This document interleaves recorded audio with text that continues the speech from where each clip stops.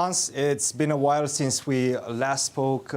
Yesterday, a difficult game for you, but today, well, you are facing Dominguez, very good theoretician, and you defended well. How do you feel right now? Yeah, it was a pretty good game. I wasn't sure between f6 and f5. Like if you go to, I think that's the first moment, right? Okay, I guess in the opening he repeated this line, which I didn't expect. Like if you go after. How did you choose to play the Berlin? Well, I wasn't just choosing the Berlin. It was more choosing what to do against this specific line. Because after h3, like he played this against Ray. Yes. And he played bishop b7, rook d1. Yes. No, d7, d7, d7. And rook d1.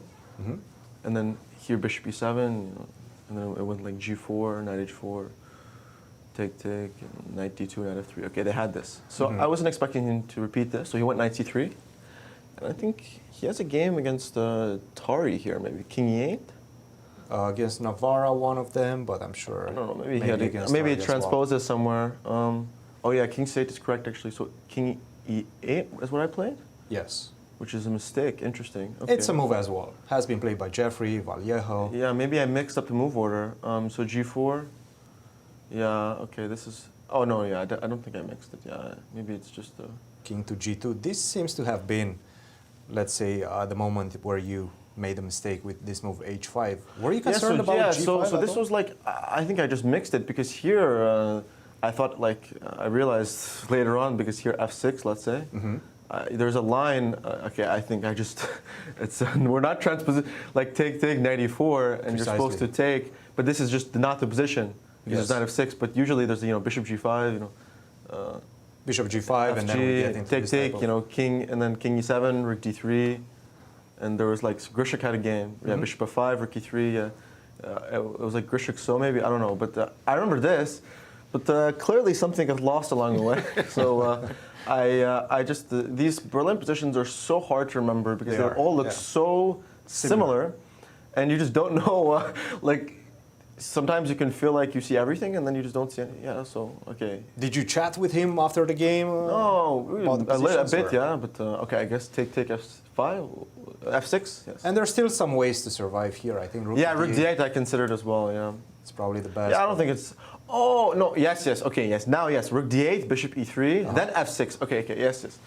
And now you take, and then you go knight e4, yeah, bishop g5, bishop takes, pawn takes, knight g5, king e7, yeah, okay, this is the position, oh yes, with a rook on d8 you cannot play, no, you play fg5, I guess, right? Because then you, so go back. No, you actually have to take with the knight. Yeah, so that's why you play fg, not bishop takes, right? Got it. Play a better version. You can do this, and now bishop to d4 is what we were discussing. Interesting, yeah. No, but can you check the database? Like, maybe I'm just mixing it. Like. No, it's not in this position. So there is some like bishop g5, king e7 stuff, but I have no idea where that like. There was a game in this. I don't know. Maybe. Okay. I think I remember which one you're. Yeah, you know the game I'm talking about. Yeah. So I remember that game. But I wasn't exactly sure how to get there. So sometimes actually having this incomplete knowledge isn't great because you try to get there, and then if you don't get there, things can go very badly. But anyways, so I played. He played f3. Yeah. Okay. Take f6. Yeah. Okay. So if ef6 like gf, bishop f4, f5, like what I don't understand. Yes. Rook to h1. Now rook h1, king f7, rook a d1. So maybe this is just. Wow. Okay, so this G5, okay. Trapping this guy. So there was some, I think I have to work on the Berlin endgame. I think everybody does. It's such a weird thing, you know, because like when you check it, when you analyze it, you're like, okay, this is nice, and then you go to the game, and there's like 4 different move orders, and it's very, very confusing. Were you concerned at any point that he's building up some nice pressure? No, this is already fine. Okay, so the critical moment is probably yes. So I play f5, and he has to play rook h1. Wow, okay. And then he has to play king f7, g5. Yeah, I consider this, but this is also very weird. Yeah. I suspect that it's also not that bad. You have to defend something like this, rook h1. Maybe a rook h5. I still don't think it's probably a rook h5. I didn't see how it was like that bad. Yeah. And again, to evaluate this as +1, it's like I don't think it's hard to see that over the board. Okay. Anyways, but yeah, once he played g5, f5. Yeah. Yeah, this position I thought was already fine. Yeah, rook 8, yeah. Okay, now yeah, he lets this happen.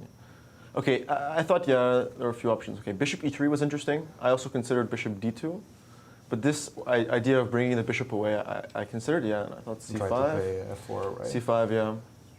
And, okay, yeah, I thought I could go bishop g6, and with the bishop on c6, it was sort of hard to make progress. But I always have this idea, and I thought, like, even sacking this exchange, of course, I got the best version.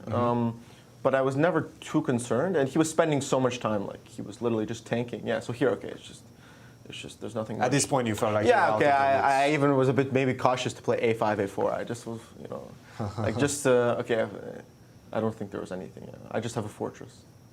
Yeah. Okay, there's nothing to do here, but, okay, I think I think every chess player has a lot of work to do in the Berlin game, yeah, because I think I've spent so much time looking at it, but nothing seems to stick because there's just too many options. How do you get yourself back on track after a difficult loss like yesterday's loss? Well, I think Fabiano played very well, so I was nothing to be too ashamed of. And of course, it's a very long event, and you know, it's a 13-game marathon. Okay, one loss against Fabiano is not like the worst thing in the world. Again, you know, when there's chess to play, and also the fact that there's a rest day now was giving me some relief. You know, it's like you're crawling desperately towards the rest day. But no, he played incredibly well, despite the fact that he gave me some chances. I was very, very impressed. What's the plan for the rest day? Any fun stuff, fun activities?